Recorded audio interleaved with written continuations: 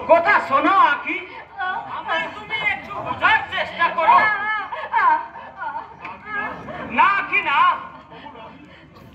আমায় তুমি একটু বোঝার চেষ্টা করো। কোনো গ্রহণ করতে পারি না। তুমি আমার ছাত্রী, আমি তোমাকে বোন বলে ডেকেছি। আমি কখনো তোমাকে আমার স্ত্রীর স্বীকৃতি দিতে পারি না।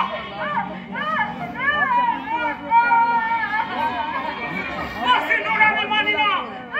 অন্যের অপরাধে অপরাধী সাজিয়ে ওরা আমাকে জোর করে তোমার সিঁদুরকে পোড়াতে বাধ্য করেছে। ওই কলঙ্কিত সিঁদুর, ও সিঁদুর আমি নিজের হাতে মুছে দেব।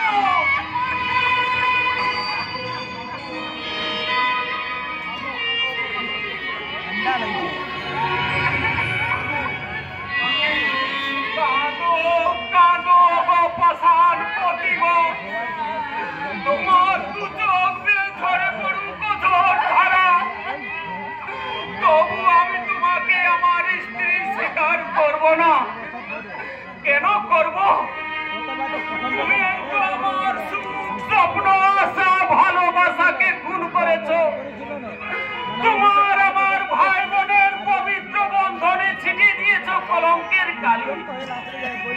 আমি এই নাকি তোমার নারীত্বকে খুন করে তোমায় আমি বোমা করে দিয়েছি।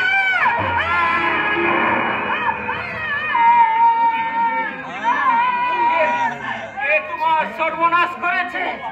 বলো কি বলো, বলো বলো কি বলো, বলো কারা কেড়ে নিয়েছে তোমার নারী জীবনের অমূল্য সম্পদ? বলো কি বলো, বলো বলো, অন্তত একবার বলো, কে কেড়ে নিয়েছে তোমার নারী জীবনের অমূল্য সম্পদ? আমি আমি আমি মেয়েটাকে ধর্ষণ করে তোর কানে তুলে দিয়েছি। এই কথাটাই তুই শুনতে চাস, তাই না অঞ্জন? কেন এসেছে এখানে? আরে আমি জানতে এসেছি। আর কতকাল তুই মেয়েটাকে কাঁদাবি? কেন তুই মেয়েটাকে স্ত্রীর মর্যাদা দিচ্ছিস না? সে কৈফিয়ত আমি তোমাকে দেব না। দিতে হবে, 100 বার দিতে হবে, 1000 বার দিতে হবে। কারণ আমি আমার ওই কুলবধূর চোখের জল কিন্তু বরদাস্ত করব না।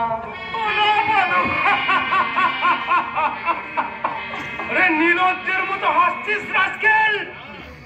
হ্যাঁ, তোমার মুখে কুলবধূ শব্দটা শুনো অনেক দুঃখের মাঝেও আমার হাসি পাচ্ছে দাদা।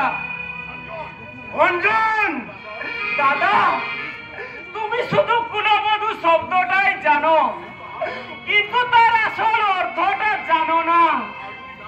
তা যদি জানতে, তাহলে এই মেয়েটা দু চোখে অশ্রু ঝরত না, আর ব্যর্থ জীবনের অন্ধকারে হারিয়ে যেত না সেদিনের এই অঞ্চল।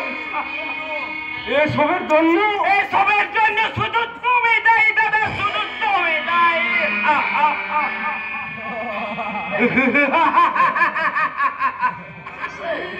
মানুষের জীবনে হাসি আর কান্না সমান সমান। কাজে বেশি হাসতে হলে অন্যের হাসি কেড়ে নিতে হবে। এই মেয়েটা, বলি এত কান্না কিসের? এত কান্না কিসের? আরে অঞ্জন তোমায় মেনে না নিল, তাতে ক্ষতি কি? আমি তো আছি। তোমার যৌবনের জ্বালা না হয়ে আমি এই শীতল করে দেব।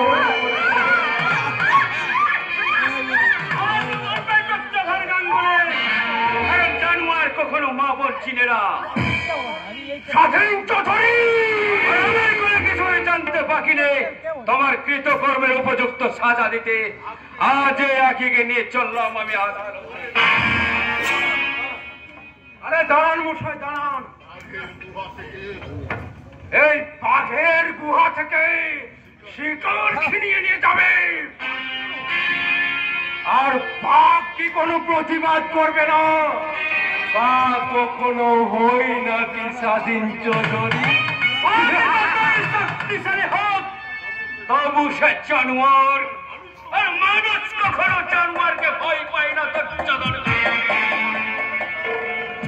তোদের মতো জানোয়ার কুত্তার মতো কার দিকে মারবো মংরু ওই মগ্র মানে এখন তোহাদের জম হয়ে এসেছি সারা তোহার দলের লোক আমার লজ্জাবতী ইজ্জত ছিনিয়ে নিয়েছে সারা তোহাদের সব খেলাকে আমি কুত্তার মতো কার মেরে মারবো তার আগে বল কোথায় সেই সারা মাস্টার নইলে কোথায় আমি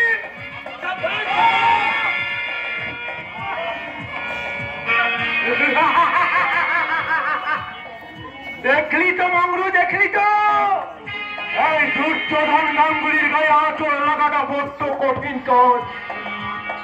কিন্তু এই সহজ সরল কথাটা তোদের এই নেতা স্বাধীন চৌধুরীকে আমি কিছুতেই বুঝাতে পারছি না। তা আজ মূর্খের মতো আমার এই বাড়ি থেকে তার ভাইজিকে উদ্ধার করতে ছুটে এসেছে। গাঙ্গুলি মনে করে আমার দুর্বল পঙ্গু হয়ে গেছে তাই কখনো হয়? আপনি ছিলেন স্বাধীনতার সমান সৈনিক, আপনার কত ক্ষমতা। কিন্তু মিস্টার চৌধুরী, আপনি শহীদ না হলে আমরা যে আপনাকে সম্মান জানাতে পারছি না। আরে আপনি শহীদ হয়ে যান, হয়ে যান, হয়ে যান। আমি নিজে ঘটা করে আপনার ওই মৃত্যু দিন পালন করব। আদেশ করে বোঝা, এই দুটোকে একেবারে শেষ করে দিই।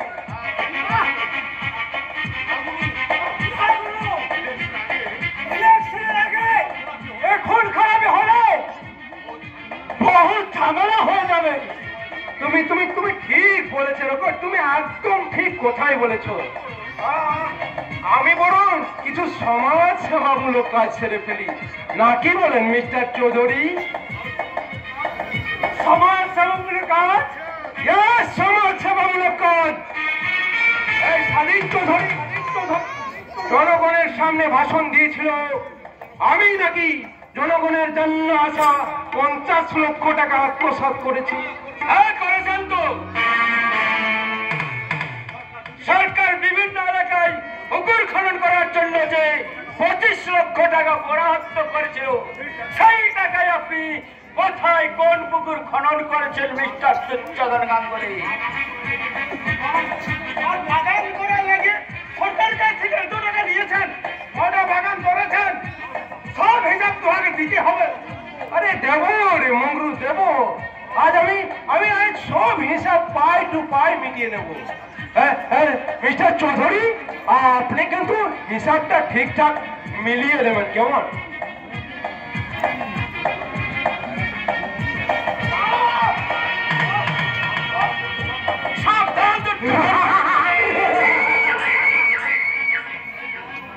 এই মুহূর্তে মক্রুর উপর অত্যাচারের কাহিনী এই সৌতর মুন্ডা শুনবে, সেই মুহূর্তে খেপে কুত্তার বদলেরা আপনার বাংলোর দিকেই ছুটে আসবে। প্লিজ প্লিজ আপনি হিসাবটা ঠিকঠাক মিলিয়ে নেবেন, কেমন? উপস্থিত জনগণ, আপনাদের জন্য সরকারি আসা 50 লক্ষ টাকা ঋণ শোধ করতে আজ আমি নিজের হাতে খনন করলাম একাধিক পুষ্করিণী।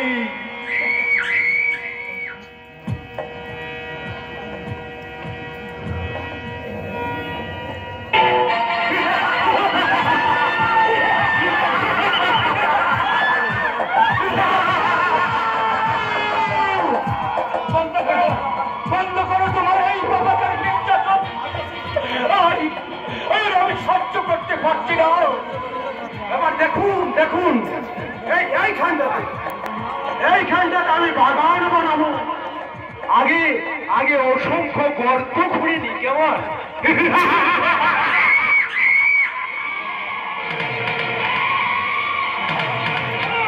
আর এই গর্তে রোপণ করলাম আমি রক্ত বীজের চারা।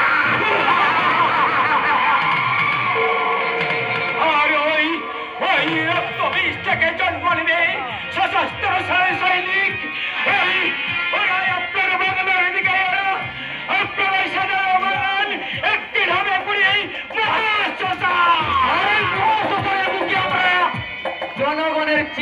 সাজাবো।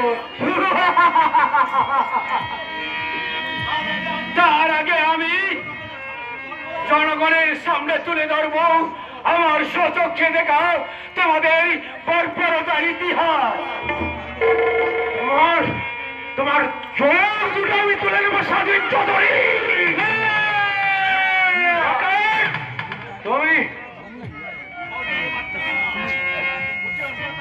হুঁশিয়ার সরকারের বাচ্চারা এখনো আমার দেহে প্রাণ আছে। এত সহজে তোরা বাবুজির কোনো ক্ষতি করতে পারবি না। মকরু রকেট, তুমি এই স্বাধীন চৌধুরীর চোখ দুটো তুলে নাও।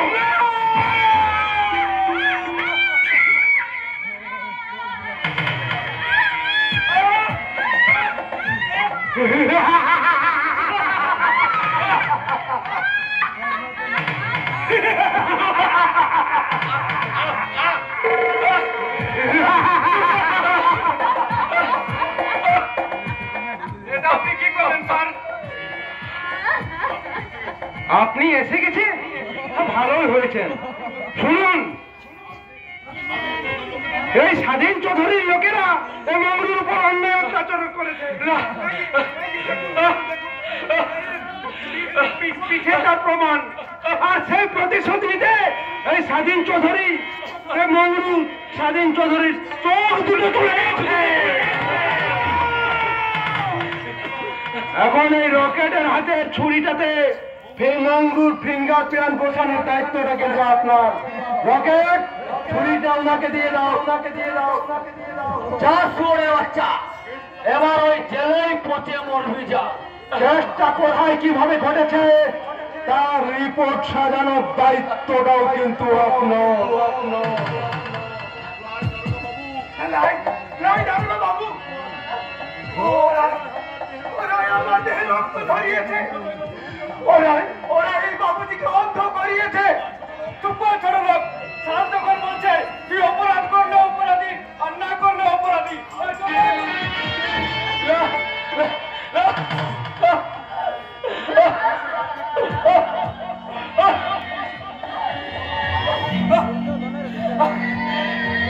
শ্রীমতী পৃথিবীর সমস্ত আমার সামনে থেকে হারিয়ে গেল। আজ আমি অন্ধ, আমার এই মাত্র চোখে শুধু মুঠো মুঠো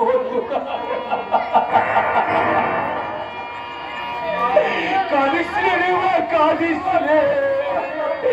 এই যুগে সে তুই বলল কি দেবে না।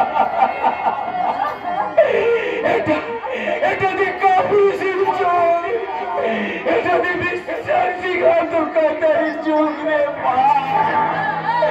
তাই তো এই যুগে তোর অস্ত্র বলল কেন দেবে না মা। এই দেশের ছাত্র বলে নেতারা সাহিত্যের সিংহা চলে বসে এই দেশের মুখে শাসনের বেলা চালাতে।